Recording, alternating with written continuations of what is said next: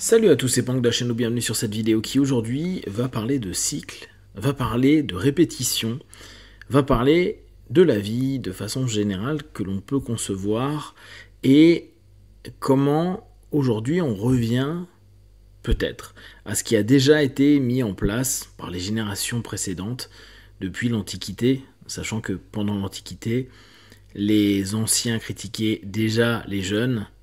Et inversement, je ne sais plus si c'est Platon ou un des philosophes de l'époque qui était déjà en train de dire que la génération qui lui succédait était déjà perdue. Donc rien de neuf. Ce qui est intéressant, c'est que j'avais déjà fait une vidéo, notamment je crois que c'était sur la PNL, où je vous avais dit la plupart des personnes qui ont été progressistes sont devenues conservatrices. En PNL, entre la première génération de PNL et maintenant, il y a un énorme delta. Et ce qui est amusant, c'est qu'un Bendler ou un Grinder n'est pas forcément OK avec ce que Diels a fait comme évolution de la PNL, par exemple. De façon générale, aujourd'hui, on arrive dans une société où la nouvelle génération va critiquer la génération des baby-boomers, avec maintenant une notion péjorative de boomer pour les naissances post-Deuxième Guerre mondiale, qui aujourd'hui entre 70 et 80 ans. Ce qui est assez intéressant, c'est que la contre-culture américaine, et bien sûr, en France on a eu aussi une forme de contre-culture, était justement une réaction à la façon de vivre des générations passées, qui étaient beaucoup plus strictes, qui étaient souvent très religieuses, qui étaient donc souvent dans des processus, des patterns et des modèles obsolètes pour la jeunesse qui allait vivre, elle, tout ce qui était les 30 glorieuses. Une accélération de plein de choses, une reconstruction déjà dans un premier temps, et cette notion, elle a de l'importance à être prise en compte parce que on avait une société traditionnaliste qui allait se faire exploser par une jeunesse qui avait besoin de s'ouvrir sur l'attention aux autres, sur à l'époque il y avait la guerre au Vietnam, donc aller contre ça, contre les actes et les pensées racistes. Il y a eu énormément d'actions qui ont été faites par cette génération. Au départ, la Flower Power, et puis au fur et à mesure, cette contre-culture qui voulait développer un monde alternatif, ou en tout cas un monde progressiste qui ne correspondait pas aux valeurs traditionnalistes qui ont été proposées par leurs parents et les générations d'avant. Donc, on a plein d'images. Il y a plein d'œuvres d'art, il y a plein de discours politiques qui aujourd'hui sont encore connus. On peut prendre Luther King, on peut prendre l'avènement du rock, et plein de choses. Après, un peu plus tard, mais on était déjà plus dans la contre-culture avec le hip-hop, etc. Il y avait cette volonté d'aller contre les règles, contre les lois, et développer des nouveaux modes de pensée, des communautés volontaires.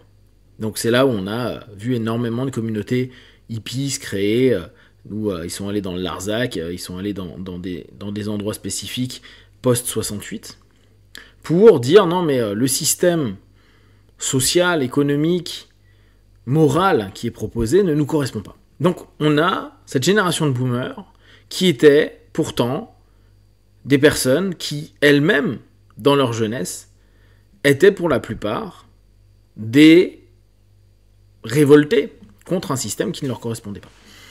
Et comme tout est un cycle, que tout progressiste, alors tout généralise beaucoup, bien sûr il y a des exceptions, mais la majeure partie des personnes qui veulent une évolution sur quelque chose qu'ils estiment trop passéiste, le moment où ils l'obtiennent et qu'ils vivent avec et qu'ils développent, ils deviennent eux-mêmes soumis, objets de leur propre création. Et si en plus il y a du succès dans cette création-là, on veut maintenir ce postulat, parce que pour nous, pendant 10 ans, 20 ans, 30 ans, 40 ans, voire plus, ça a été la réussite, ou en tout cas le succès d'une idée, d'une intention, d'une volonté, et un mode de vie. Seulement, ce mode de vie ne correspond pas aux générations qui suivent. Ce qui est assez cohérent. Là d'ailleurs, ce qui est amusant, c'est que la nouvelle génération, on va dire les Z, on ne peut pas encore parler des alphas, mais on va dire les Y et les Z, ils sont en guerre, entre guillemets, hein, c'est très, très moral, contre les boomers. Et donc c'est 2 générations, au moins, après eux. 2 ou 3. Donc c'est pas la génération directement après qui va s'opposer, c'est parfois 2 générations plus tard, 3 générations plus tard, qui se rendent compte que, vu que pendant un laps de temps, les générations ont gardé le pouvoir, les générations précédentes, bah, ils vivent les conséquences de cette notion-là. Et aujourd'hui, on a une génération qui change complètement les codes, les lois. On a cette notion de wokisme qui peut être à la fois dérangeant sur certains aspects, qui ressemble parfois à une forme de totalitarisme, alors que dans l'absolu, ce qu'ils veulent, c'est de l'inclusivité. Mais bon, ça après, c'est toutes les problématiques politiques et idéologiques qu'on peut retrouver dans tout système. Mais si on reprend, bah, c'est de la contre-culture de la contre-culture. Quoi, des conséquences de la première génération de contre-culture. Ils sont pas d'accord avec les éléments qui ont été mis en avant, et comme assez facilement la contre-culture de l'époque, qui était, on va dire, très sociale, qui avait une volonté, alors pas du tout avec les mêmes orientations qu'aujourd'hui. Aujourd'hui, l'écologie est mise beaucoup en avant, les problématiques LGBTQ+, encore plus qu'avant, etc., etc. Mais on va avoir cette notion où la première génération de contre-culture avait réussi à sortir d'un traditionnalisme, notamment avec une révolution sexuelle, et puis la libération des désirs, des envies, etc., qui a amené à une forme assez consumériste de la vie, qui ne correspond plus aujourd'hui à ce que la nouvelle génération Z souhaite et attend. Donc on a les anciens qui ont conservé leur évolution passée, leur progressisme passé, qui s'opposent aux néo-progressistes, qui, eux, considèrent que c'est pas assez, ou ne correspond pas, ou ne correspond plus, ou ont donné des conséquences, en fait, qui ne conviennent pas.